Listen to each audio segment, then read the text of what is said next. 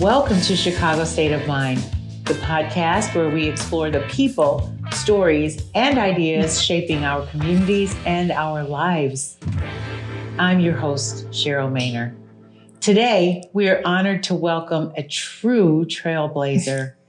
She broke barriers in sports broadcasting long before diversity became a corporate initiative. She was the first Black woman to win the title of Miss Ohio USA, became one of television's most recognizable personalities, starred in film and television, and opened doors for generations of women in sports media. Now, she's sharing her remarkable story in her new memoir, Plain Jane, a deeply personal reflection on faith, perseverance, success, heartbreak, resilience, and legacy. The book traces her journey from Ohio to Hollywood and from beauty pageants to becoming one of the most influential women in sports television. Please join me in welcoming the legendary Jayne Kennedy Overton. It is an honor to be here. Jayne, welcome to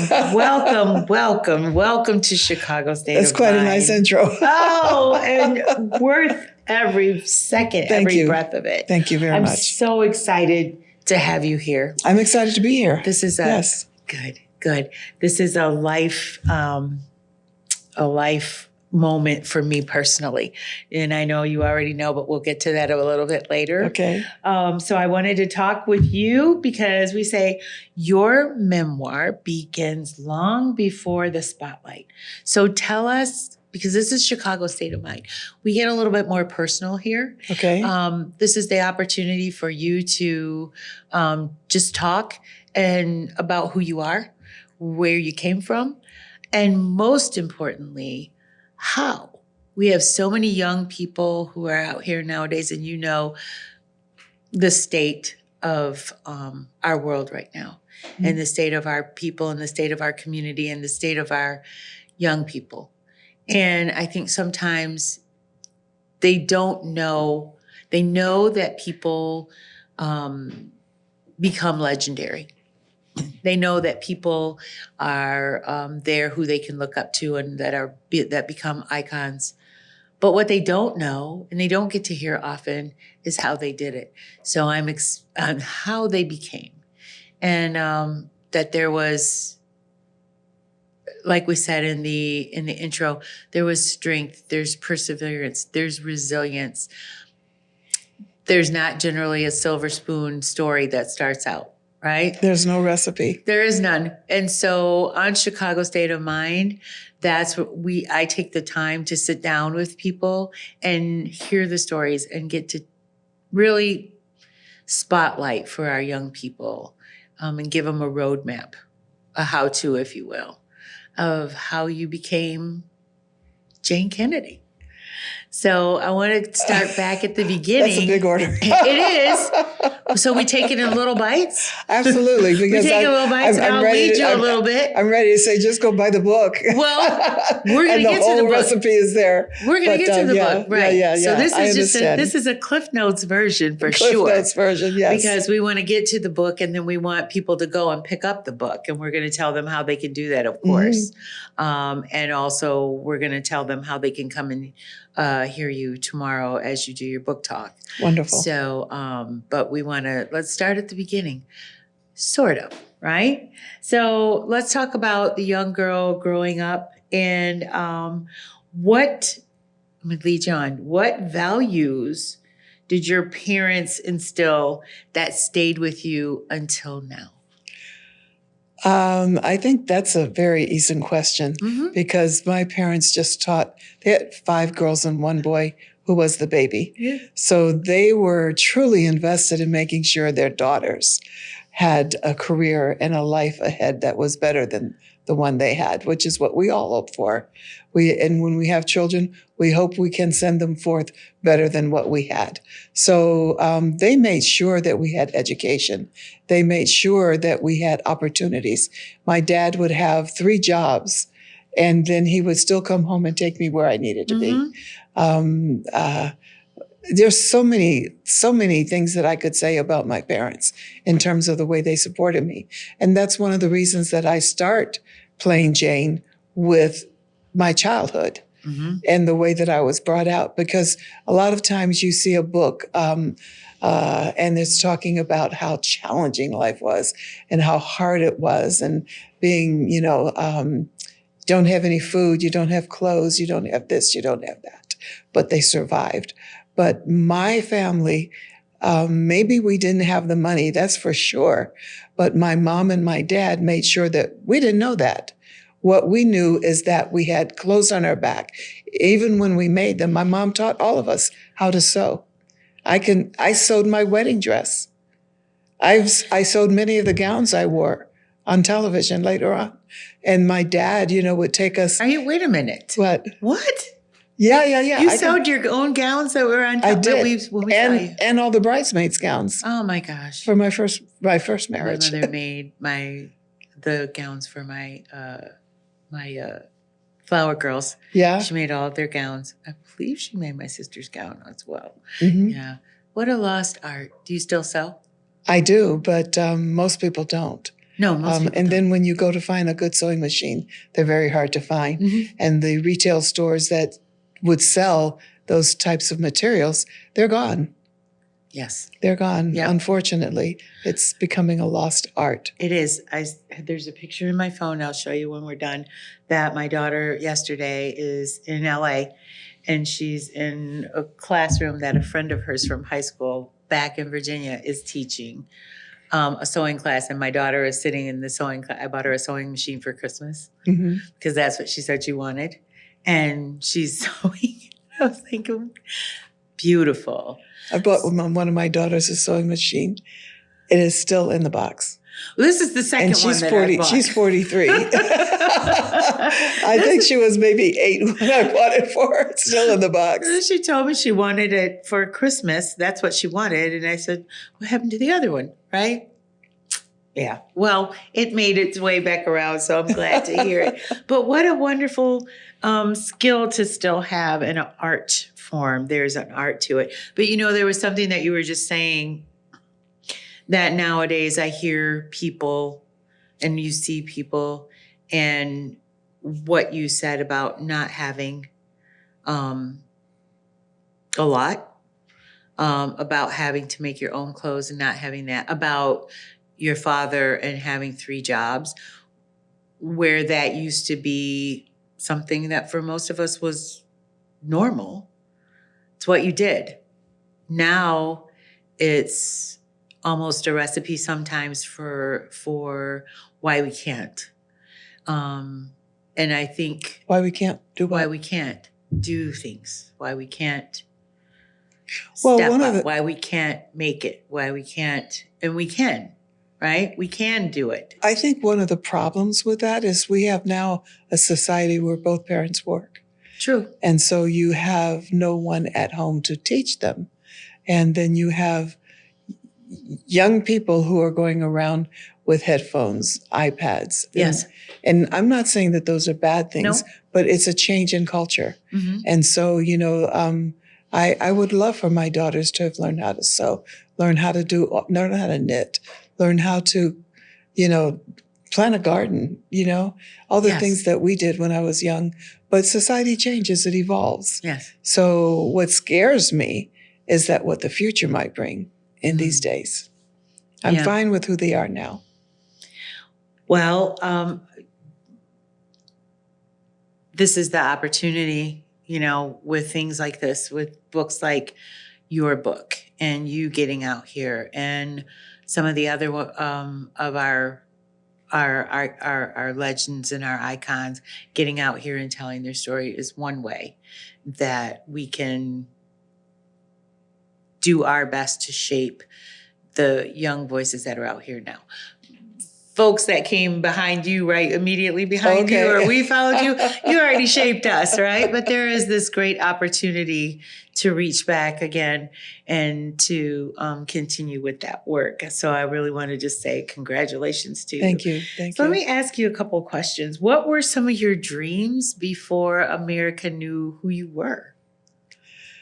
I would dream, well, gosh, I had a horrible dream and I had a great dream that was consistently every night. Okay. Okay, so my good dream was that I would have a winged horse fly to my window at night, and it would take me anywhere in the world that I wanted to go. I wanted to travel. I wanted to get west of the Mississippi. I'm from Ohio. You know, my parents are from Virginia and South Carolina. All of my family is all up and down the East Coast. So, and we have a huge family. So, I just wanted to be able to see the world, to go further than my backyard. And we had a big backyard.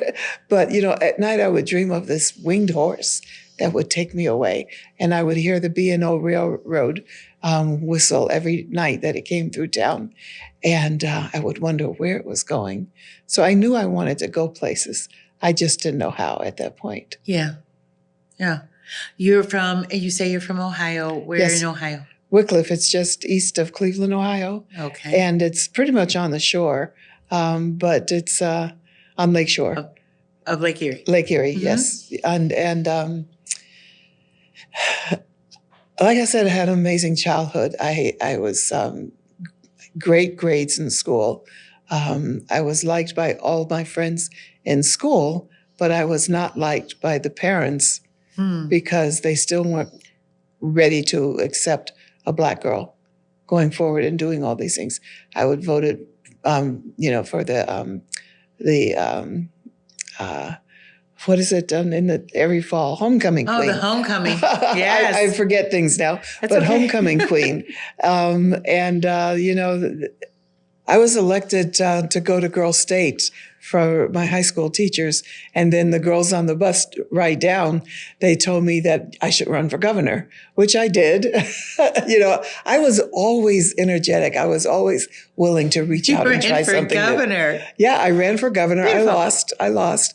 But in the meantime, I made an impression on everybody that they selected me to be a senator to Girls Nation in Washington, D.C. Beautiful. And I knew that as senator, the president of the United States doesn't do anything the second week because now we're running the Senate the second week. First week is campaign, second week is run your job. So I signed up to run for vice president. Vice president gets to rule over the Senate. Well, absolutely. That's the job. And the I vice won. president. I won, and I was so excited. And I thought I was going to go into politics. Shirley Chisholm was my hero. Absolutely. I had done a fashion show for the May Company, which I was one of their team board members. And I heard this voice of this amazing speaker, and I peeked through the curtain, and it was Shirley Chisholm. Something to see. And I was in 11th grade at that time. And I said, I want to be her. I want to be just like her. And the motivation comes from so many different places. Yes. So many. And I got to Girls Nation. I won vice president sworn in by Spiro T. Agnew. And I ran the Senate. And you did the whole thing. I did the whole Spiro thing. Agnew. The whole thing. So from there, from those wonderful experiences, then you moved on. You actually became Miss Ohio USA. Yeah, my mom submitted me, not me. Okay. God love the mothers. They do what they do, right? Yeah. They did what they did. So, and then you won. She submitted you and you competed and you won. I won. Right? I had picked out this pretty blonde girl that I just knew was going to win. When they said first runner-up was her, I'm going, who else are they going to pick? And my sister says, Jayne, you won. I said, what did I win? They said your name. Just said your name. And they started, my dad's walking on stage bringing me flowers. And I'm just dumbfounded. I couldn't believe it. I was worried. I was vice president of the class. And that was the night of our donkey basketball game, which was our biggest fundraiser of the year. Donkey basketball was huge. And I needed that for the prom committee. And here I am. I'm getting ready to go to Miami, and the night of the prom is the same night as the pageant in Miami. So no prom. You had to choose. You had to choose. Well, it wasn't a hard choice. I wasn't invited to the prom. I went with my brother once, and then I also went with my cousin. Oh my gosh.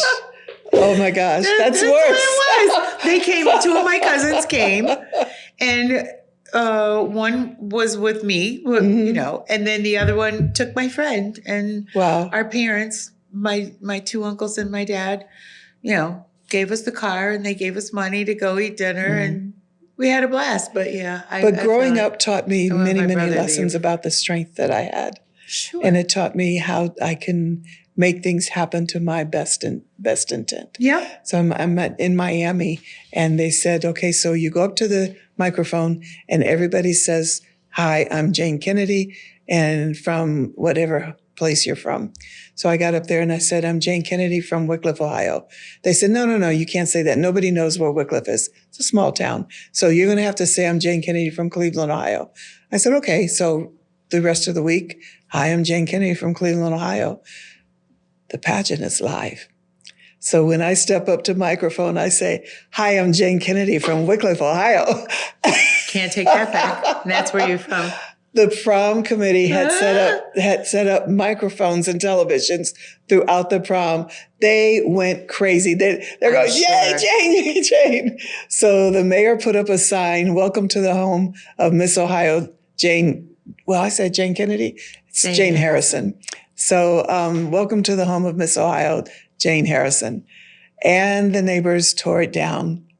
They put it back up, tore it down, put it back up, tore it down. So it never got put up again. The racism was still existing. You know, that's a story that I'm pretty sure most people have not heard yet, although they'll hear it more and more often right now. When we think about that pageant in particular, the Miss USA pageant, or maybe she was Miss America. She was Miss America. But when we think about pageants, everybody thinks that that our history in them goes back to my good friend Vanessa, right? But before Vanessa, there was you. But right? I didn't win, yes. I know you didn't win. But I was on national television. I know that, yeah, right? Yeah. And so that was in 75? 76? For me. When was that? 1970. 70, right. Yeah. So there was those of us that were at home who were yelling and screaming, right? Yeah. Like, yay, right? Before 1980 when Vanessa came along. Right? And then also behind you in Miss Ohio would have come Halle Berry. You opened that door and she walked through it. So you've been opening doors. You've been opening doors for a very long time before you before it even like occurred to you that this is what you were doing, right? Very true. The problem with opening doors is you don't get the benefits. So, I mean, the benefit of the joy of knowing that you made a difference in life, that's extremely important. That's my pride and joy, to know that I made a change for other people. But what you see is that, you don't get I didn't get any money from winning the pageant. I didn't get anything. My manager the pageant director had to pay his own way. There were no scholarships, there was nothing. But, when the white girls win, they got all these scholarships and opportunities. So, that was a huge lesson to learn. Mayor Carl Stokes, who was the first African-American mayor in the United States. Yes. His wife found out and she got all of her friends and they went to stores to buy me competition dresses and gowns. They bought me 2 wigs because they said it's going to be humid. Right. So, I had a lot of support. That's real. I have always, always, always to this very day have had the support of the African-American community in this country. And for that, if nothing else happens, I am forever grateful. Black people love you, ma'am. We do. We love you. Thank you. Thank you. For a lot of us, like I was saying to you earlier, you are an origin story for many of us. That moves beyond, our family, our familial origin story. But you were the first light. We all saw Shirley Chisholm. And for those girls who were so inclined to go into politics, or they saw that was their way to go, or, we had Barbara Jordan, same thing. Barbara Jordan struck even a different chord in us, right? Yes. And Shirley Chisholm struck this chord. And then there was Jayne Kennedy. Oh my gosh. And Jayne Kennedy struck. I was wondering who you were going to say. Because we had, from that point, no, we're going to talk and then we're going to move into the book, right? Because these are real barrier breaking, right? Yeah. So we had Lena Horne and those guys, and they were in Hollywood, right? They were sort of in Hollywood. They sang and they did these things, and they were beautiful. And they were entertainers, right? And then we had Shirley Chisholm and Barbara Jordan, and they were politicians. But it wasn't until we had Diane Carroll. You remember Julia? Julia was absolutely. That was everything. I was Julia for Halloween. Thank you. Right? Wanted to be her in real life. Right. But in this world of sports, for those of us, there wasn't anyone else there wasn't. There was no FloJo. These things did not exist yet, right? You were the light that came on, that for girls like me who ended up going into journalism saw and were like, I can do that. Right? And that's all you need. Those few words. I can do that. And you're motivated. Can I do that? I think I can. Yes, right? I think I can do that. Yes. So it's not a small thing when I say an origin story. Yeah. My mother was a powerful woman, and she was a powerful speaker, and someone I'm immensely proud of. And she did some historical things in her own way, but she was in a different lane. Mm-hmm. Right? She wasn't she was my biggest cheerleader, boy. My mom didn't miss anything. Right? Hey. She wouldn't be missing it now if she could. Oh, yeah. If she could still get to everything, she would be there. But she wasn't in that lane. She didn't understand necessarily that lane. And then there was you.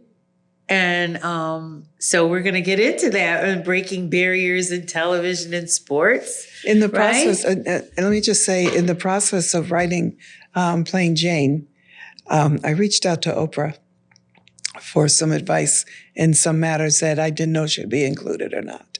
And I got some very sage advice. It was supposed to be 20 minutes, and it ended up being 4 hours. She has a lot of sage advice. Yes, she does. Yes, she does. And one of the things that she said to me is that she and Gail used to sit in front of the television when I was on the NFL Today. And every time I would come on the screen, they would jump up and down screaming, "Color people on TV, color people on TV. If she can do it, we can too." And when she told me that, I was like, oh my God. And I remember when I first found out that she was in the industry, I was exiting the industry. I had just had my baby, my firstborn, and I went back to Ohio, and she was only 10 months old. And I did the local television morning show. Mm-hmm. And as I was leaving the stage, I heard him say, and now after the commercial, we'll be right back with a woman who just signed a contract in Chicago, Oprah Winfrey. And this is me exiting as she's entering the stage. Chicago. And then I go to the banquet that I'm supposed to go to just after that. And I'm sitting next to the mayor of Cleveland. And on the other side of the mayor is Halle Berry, the present Miss Ohio. Mm-hmm. And I'm going, and here I am. And she's going forward as I'm exiting. So I do understand the power of opening doors. Yes. And, some people, it depends on what your destiny is. Mm-hmm. Sometimes it's not for you. Sometimes it's just for you to make a way. Mm-hmm. But it was for you also. So let's talk about your time on NFL Today, because that was everything to me. We talked about this earlier, but how did that happen?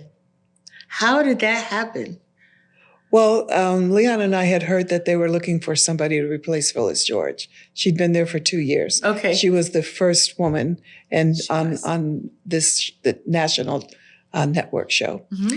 And I told my agent I wanted to be submitted. And he said, I'm submitting a list of 10 people. You won't be on it. He said, they're not looking for someone like you, meaning they were not looking for someone Black. For sure.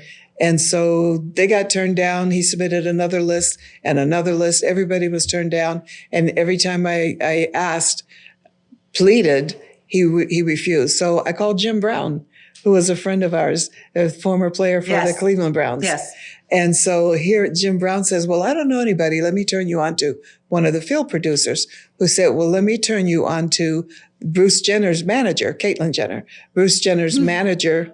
And when I talked to him, he said, the head of CBS Talent is coming to town next week. Let's set a meeting. And he said, and if you get the job, I want to be your manager. I didn't care. I said, yes, absolutely, right? So she came in, she says, I'm taking you to New York. So we go to New York, and I get there, and they had said that this was the greatest talent hunt since Scarlett O'Hara from Going with the Wind. Which was something. And so they had interviewed 2,000 women. Mm-hmm. They only brought 16 to New York. So when I get there, I walk in the door, and the 15 were all blonde. Every single one was blonde. And then there was me. And I said, well, they're definitely not looking for me. And I just kicked back and I relaxed and had a good time. And so when I got on stage and I did my teleprompter copy and my interview with Brent Musburger, and then I did an interview with a player that they did not give us any stats on, didn't give us a name until midnight the day before. So, and my friend had told me, just make a friend, don't worry about the questions. And so we did. I played backgammon with him when we were backstage. And so when we walked on set, we're all jiving it up and having a good time. Interview went great. Brent Musburger got up and said, it's Jayne or nobody. And he walked off and he didn't interview the rest of the women. He said, she has a way of dealing with the athletes, which is what we want. So they hired me. Yeah. But they still didn't give me the year's contract, which they had promised. They only gave me a 6-week trial. And that's when I called Muhammad Ali and I said, I need you to do an interview for me. And he said, yes, absolutely. And once I got the interview, it aired on the show. And the Monday after that, they called and said, Jayne, your contract has been picked up for the rest of the year. So what I'm saying is many times you cannot wait for just casting calls. Right. The normal way to do business, you have to create your own new spaces. And you have to be able to look forward and say, I can make a change in this industry. I can do better. Absolutely. I can make a way for other people. So yeah, that was my agenda. I just didn't see it happening. You didn't see it happening. But everybody else did. Yeah. It was something else, right? So do you think that their inability to see it from the beginning, because you were electric. Obviously, other people could see it. Did it have to do with because you were Black? Or do you think it had to do with because they still had not yet been able to grasp that women had that type of capability in terms of sports reporting? Because Phyllis George was there. And it's interesting because I don't believe she was blonde. You did what? I don't believe she was blonde. Phyllis George. I don't think she was. No. Right, she wasn't, which is interesting that they would have a room full of... Oh. They never introduced me to her. Okay, I never met her. I'm pretty sure she wasn't. But then they were to replace her with their idea of what it would need to look like. And then here you come. Well, there's always the option that there were probably half of those girls who weren't real blondes either. So well, that's true. It was a thing right then. Point. Yeah. But I think that they just couldn't necessarily see that a woman could do that job. Could do it. Well, it was that, believe me, it was. The other part of it was that you have the NFL today was a very how would I describe it? Very different new age format. And so we had shows that were running live. And when Brent Musburger says, you are looking live at Soldier Field, that's a big deal. Right. That tells the people at home that this is actually what's happening right now. It's not about hearing the news later. It's not about reading it in the papers the next day. You are looking exactly what's happening. And unfortunately, there's a huge gambling community. And so when they see you are looking live and they see that it's raining, don't bet on that team. Right. This is happening over here. This. Oh, he just got injured. Change my bet. It was a way of informing people that you wouldn't normally expect. So here we are changing the game by having a live television broadcast. Right. And there were only 2 networks that would broadcast the NFL. There were only ABC. 3 networks at all. Right. We didn't have cable. We didn't have streaming. It was just ABC and CBS. NBC, ABC, and CBS. Right, but I don't even think it was on NBC at the time. I think ABC was the first, right? Which one were you on? I was on CBS. CBS. I don't think ABC did. Right. I could be mistaken. There was you guys or Jimmy the Greek. It was Brett Musburger. Yeah, me, Jimmy. Irv Cross. And Irv Cross, right. Yeah. Right, and Brett Musburger. Yeah, Brett Musburger. Yeah. And me. That was how we spent our Sundays. This is wonderful. So in pivoting out of there, how did that time end for you? Was it just that the contract ended and they didn't? No, I did 2 years. It was very long before we ever saw another. I don't remember. George came in after you, which I didn't even remember that she was there before you. My life with paying attention to a woman on NFL Sunday started when you were there. And then I remember from there. I have heard that from so many people that they didn't watch until I was on and they didn't know that there was a Phyllis before me. So they thought that I was the first, but then you see Phyllis. I guess for us as a people, maybe it didn't make the impact. It did not. Yeah, maybe that's what it was. It did not. So how did we transition from football? And I know we went into acting. I know you were acting. And I was acting before. You were acting before? I was an actress, which is why my agents, one of the reasons they said, we're not going to submit you. But they were submitting everybody. Yeah. They're just using excuses. But I started acting as soon as I hit Hollywood in 1971. I didn't get the NFL Today until 1978. So you were acting for a long time. You were somewhat of a veteran by the time. Yeah, and I had starred in movies. I was Lady Sings the Blues. I was in Lady Sings the Blues. I had been... Get out of here. Yeah. I'm going to go back and watch it tonight. Billy D. Williams and I were easy. I don't know that was easy, right? Billy D. Williams and I were girlfriend and boyfriend.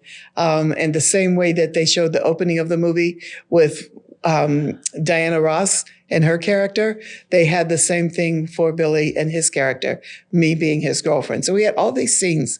And then there comes the scene where she goes into New York and she goes to the nightclub and she's begging for a job. And he's telling her, woman, you don't have, I don't think he said woman. He probably said something sarcastic. You don't have what it takes. You don't have what it takes. You got to have. And he sees me coming down the stairs and I'm a satin gown with strapless. And he says, you got to look like that. I know. Oh my God, that was you. That was me. And I'm walking down the stairs right? Again. Okay, so the problem is they decided they only wanted the public to see Billy D the first time when Diana saw him. So they cut out the entire piece of me being his prior girlfriend. So the only time I'm seen in the movie is when I'm walking down the stairs and you see me for that quick. Yeah, but that was a memorable scene that he did that, but that's okay. I promise you, if my dad would have known that was you, because, back in the day, you had to see it at the movies. You didn't see it we didn't have, replay and all that stuff yet. So if there would have been replay though, that would have been being replayed in our house. But my dad grew up with Diane Ross. As a matter of fact, he called her Diane because that was her name, right? Yeah. My dad, they all grew up literally together. Oh, okay. He was like, oh, Diane's on the, whatever. But if he would have known that was Jayne Kennedy coming down now that would have been another story, right? So I want to go into this because I know there were so many things that happened. You married your husband, Bill Overton. How long have you been married? 42 years. 42 years. Yes. See, it was like the other day. I swear it was the other day. Well, my daughter is 40. Yeah. She was born the other day too, right? My son is 36. He'll be 36 this year. I can't. Yeah. Time flies when you're having fun, right? I just can't, right? And then my daughter is 34. And I'm a grandmother. I don't even know. He's already 2 and he was just born. He literally was just born and he's already 2. So well, I have time warps is real. I have my first granddaughter a month and a half ago. Oh my goodness. What is her name? Eve. Jayne Marie. Eve Jayne Marie. Yes, beautiful. My name. What a beautiful, beautiful name. My grandson is named Mansa Musa. Excuse me? That's right. His name is Mansa Musa. What does it mean? He's named after Emperor Mansa Musa. Did not know that. Mansa Musa, the Emperor of Mali, who was also is known as the richest man that ever lived. Well, that's a good namesake. It's a heck of a handle, and it's a lot to keep up with. He has got big shoes to fill. But the point being, the time warp is real. It goes so fast. It really does. And I think when you get to a certain age, and I'm not sure what that is, but I think it might be around somewhere in the 40s or whatever, when you start going, wait a minute. That was just the other day, and 5 years have passed, 10 years have passed, 20 years have passed.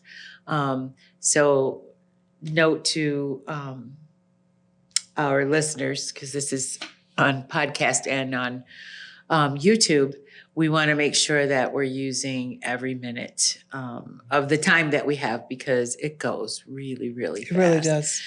Get out here, do things that you really want to do.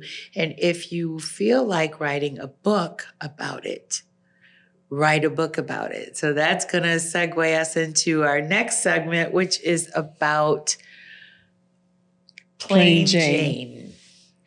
Jayne, you've written a book. Yes. So let's talk a little bit about what inspired you to write a book. All of my friends said you should write a book. Yes.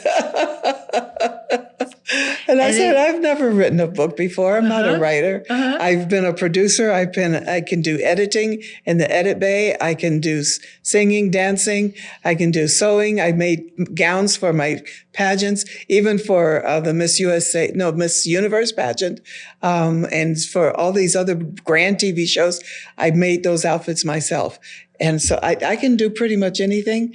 Never thought of myself as a writer. Now she's a writer, right? Now so this I'm a is writer. 2 hands up every single thing. And also, which is another thing, we're going to get into you now being what do we call it? A perfumer? Perfumier? Perfumier, right. Perfumier. So I think. Let's keep going. More fingers, more toes, right? Right? So let's get into this book.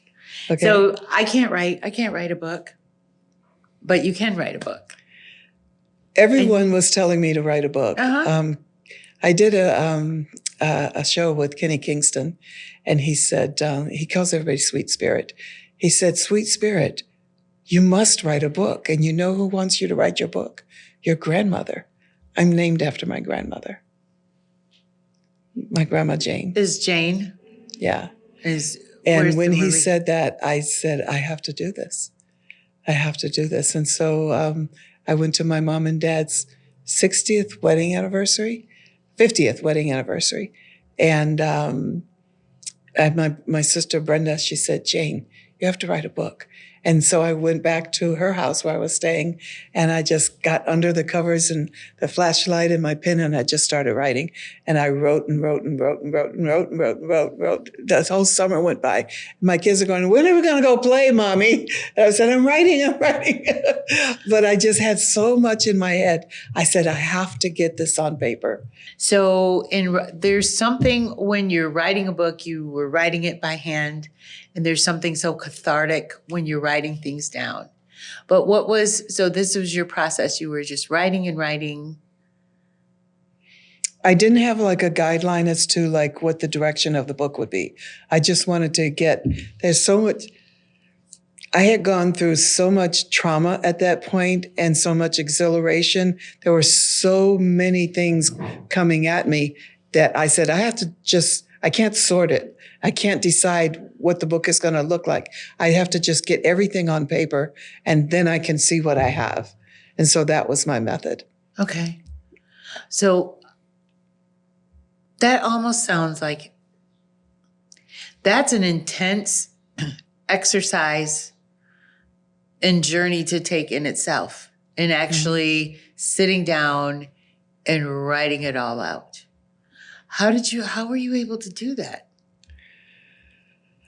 I don't know if I could do that, right? I interviewed my mom and dad. I went back home, and my mom bought me one of those little cassettes because I told her I was going to interview them. And my mom went and bought me a cassette. And so I just spoke with them, about what their child, because I wanted the first part to be Jayne Harrison, which is my maiden name, and about my family life, because that is the cornerstone of who I am. And I was not willing to write a memoir without covering that phase of my life. The first phase of my life, the first 19 years of my life. Right. So she brought this, and she was talking, and I was getting all these amazing stories that I hadn't heard before.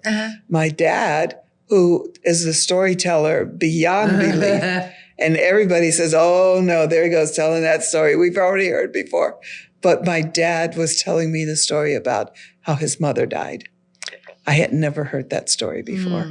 I knew that she died when he was 10, but he would not talk about it. And here he is sitting with me, and he's telling me how his mother was murdered and how she died in his arms. And I'm named after her. And it was just so touching and riveting. And I said, I cannot not have this as part of the book, because this is who I am. And I asked my father, why haven't you not told me before? Because the way she was murdered, she was shot 3 times in the back of the head, and he was 10 years old. He had to take care of his sisters, his younger sisters. He had to quit school when he was in 5th grade so that he could get a job. He lied that said that he was older. He's a big guy. So he said he was older so he could get a job so he could take care of his younger sisters. There were 10 in their family. 3 had gone, and he was left with the remaining. So here we are, sitting at the table, the kitchen table. And he started crying, and he said, I never told you this before because it hurts too much. Yeah. He said, I still smell the blood every day. My God. Every day. So, our people have gone through so much. There's so many things that we don't know about our family, because sometimes there's that idiom of, you can't tell anybody. You don't want anybody to know your family life. That's not their business. This is your business. Keep it private. Yeah. But it was so healing for me to hear his story and to hear how important it was, why he named me Jayne, because my long ponytail looked like his mom. And yeah. And you know what? I would imagine that was also quite healing for him.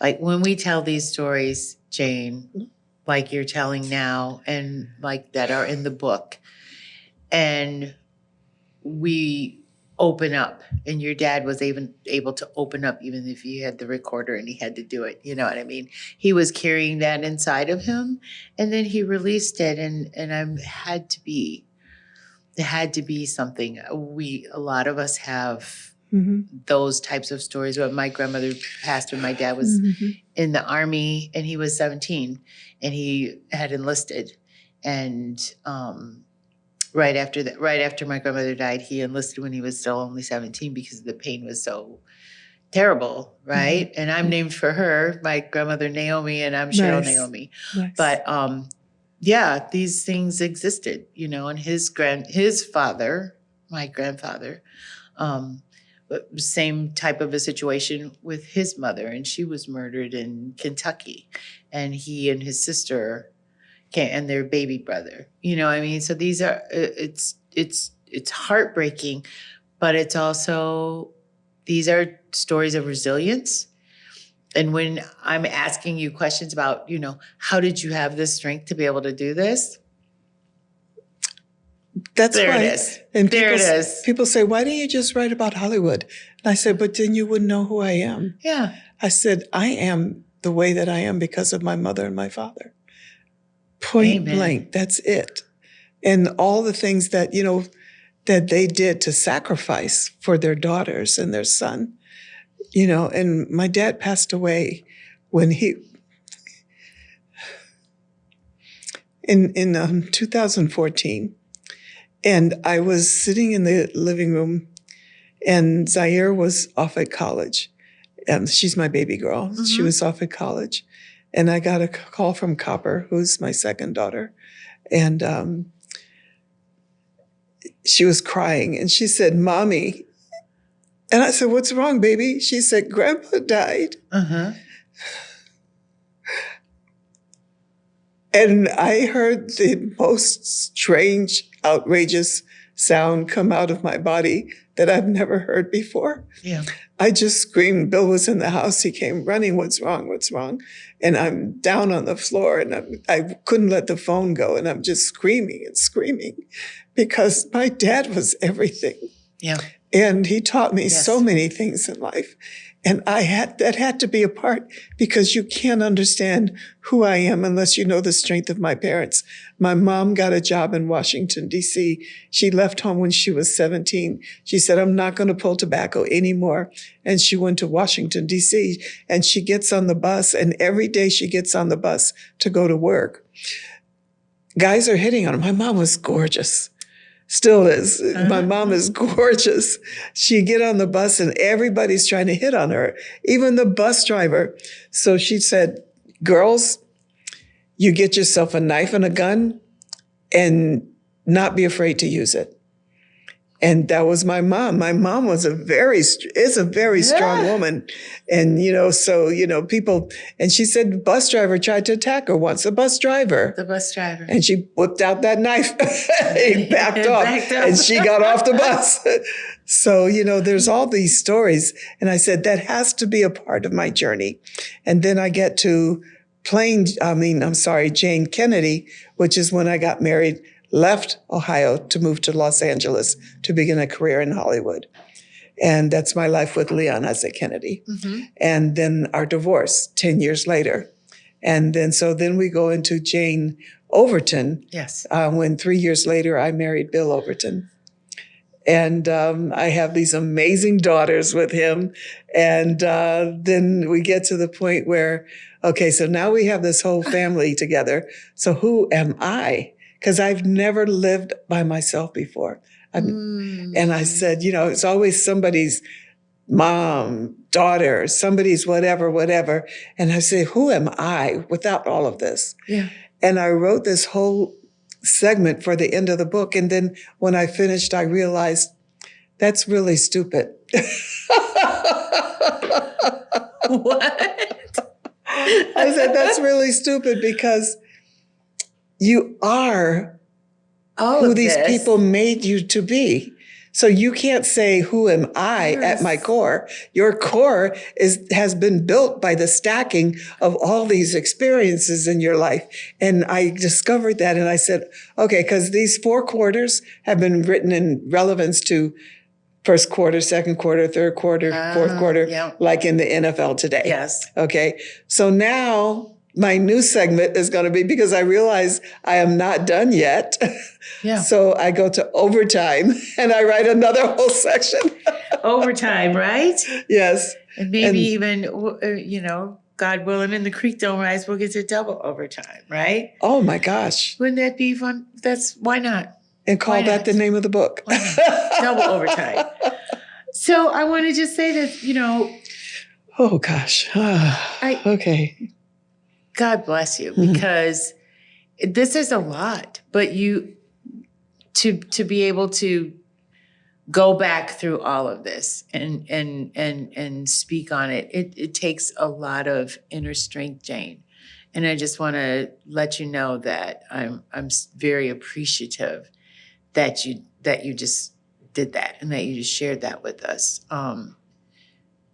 These real moments are what connect with people and let people know that they're not by themselves. Yes. And to be able to have those moments that you just had, and then 90 seconds later, laughter, some laughter behind it is what this is about, is what life is made of. It's what life is made of, right? Okay. So I want to just say one more thing, because if I'm not mistaken, when you got married, this is going to sound so crazy. Was it when you got married to Leon? To Bill? To Bill Overton? Do you remember it being in Jet magazine, or was it in Ebony? It was in one or the other. It was in Jet. Oh my God! Yeah, it was in Jet. Yeah. It was in Jet. And we were like, oh my gosh, look. It was. Wait a minute. Okay. It was what? Ebony did a cover on the baby, on my baby girl Savannah. Yes, and that beautiful sweater, and Bill was over my shoulder. These are the moments. These are moments in people's lives. How awesome! Okay, but let me tell you another thing. We were there with you, honey. We were there. Thank you. I appreciate that. But behind the scenes of that, I was so grateful that Ebony gave me that cover. Right. That same time, Brad Pitt had a baby. And they got paid $1 million for their cover. I know. So you have to always recognize there's a double system here. I know. There is. I got Zip. I got tons of coverage. And it satisfied my heart. I'm sorry that was the case, because that's terrible. And that it just is. It just was and is that way. And in our industry, we at Chicago News Weekly, we try to change that with our own stuff. We, as much as we can, we shoot our own covers, and we're trying to tell the stories and that need to be told. We're building an anthology, if you will, of African American, Black American stories authentically, and about what happened.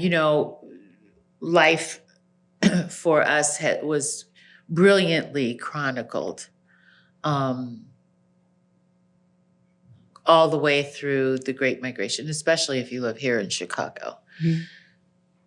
We know the stories of the Great Migration and our time and our coming to Chicago and Detroit and Cleveland and all points north and east. My husband and I produced a play in the early 1990s called The Journey of the African American, where we speak to just that.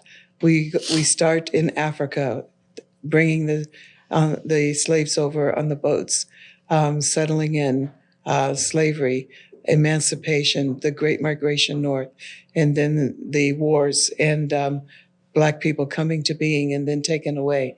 And so we went through all of that up to present day at that particular time. Mm-hmm. And the play was supposed to run for 6 months. It was a musical.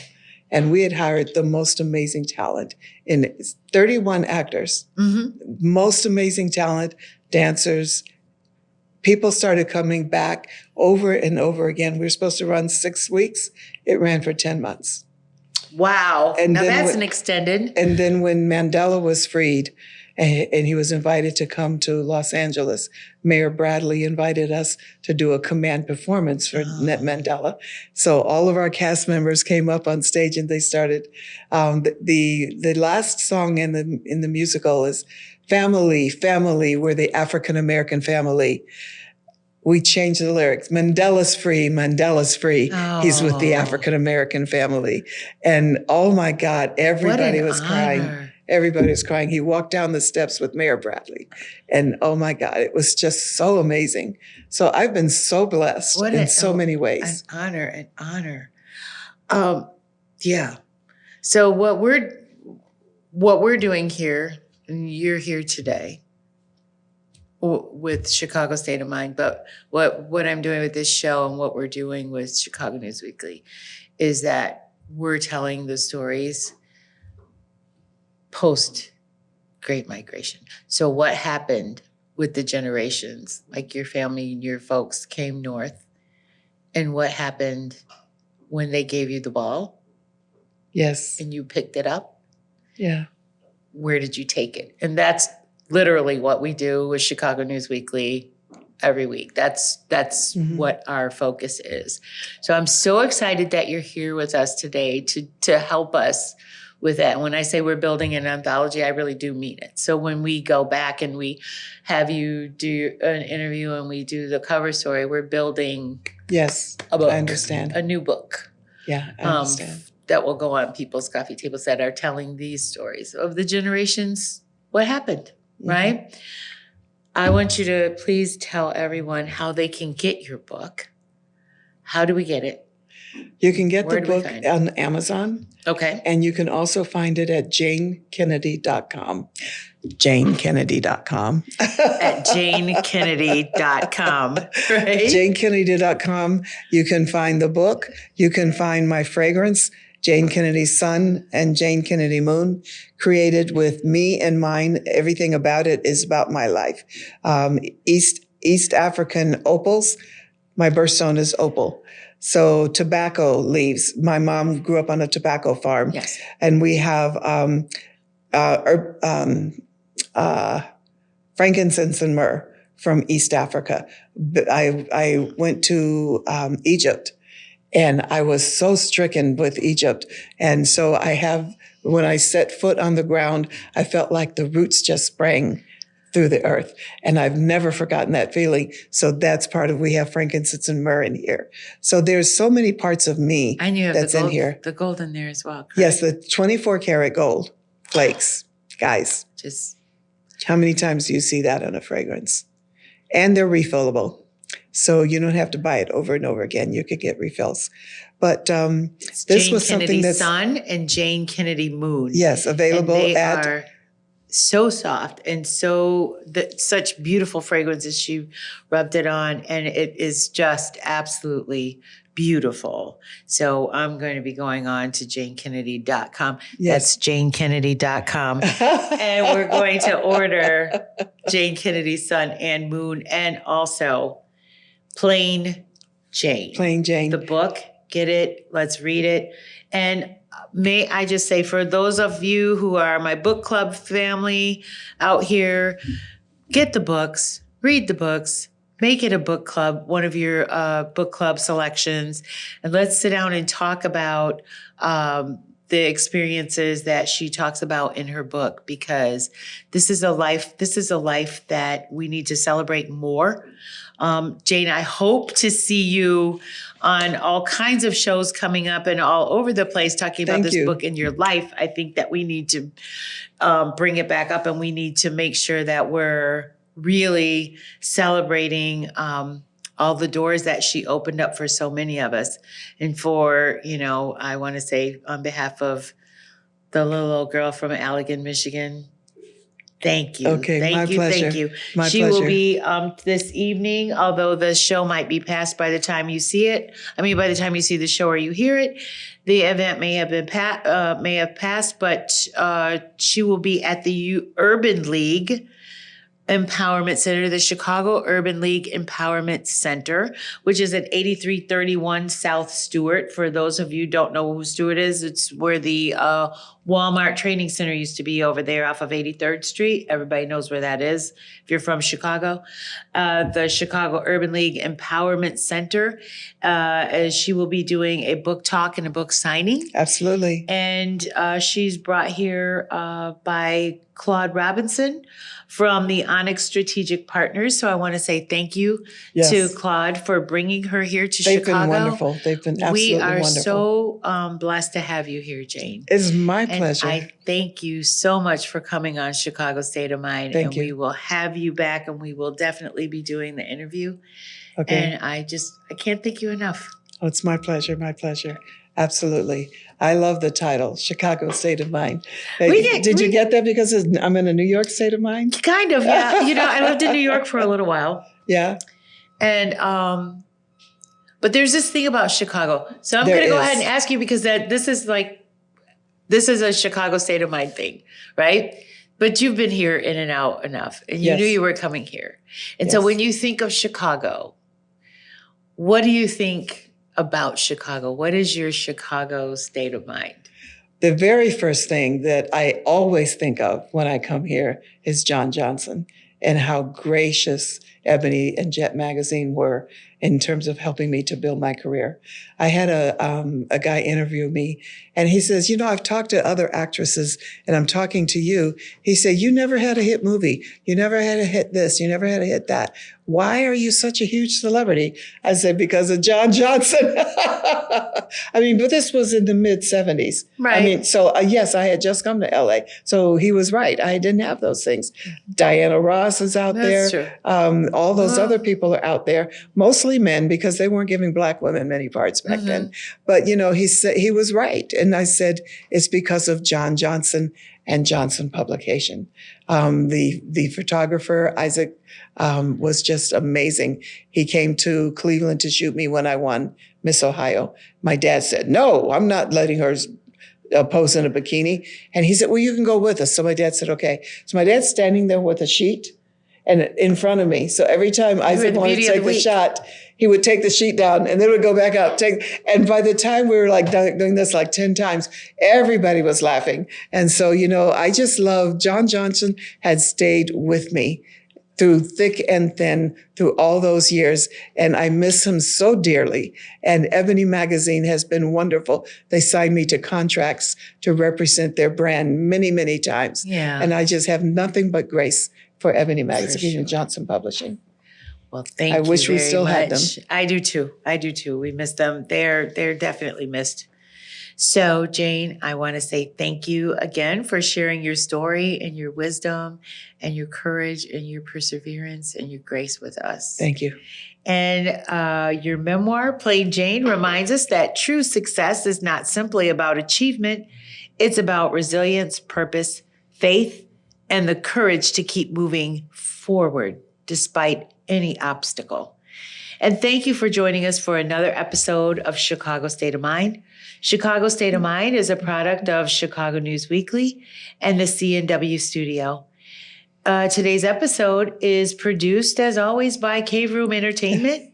You can find more episodes of Chicago State of Mind on your favorite podcast platform. We're on Apple, Spotify, Spreaker, and also on YouTube. And for more information or to get episodes of Chicago News Weekly, visit us at www.cnwmedia.com. For Chicago State of Mind, I'm Cheryl Maynor. Good night. That's a wrap.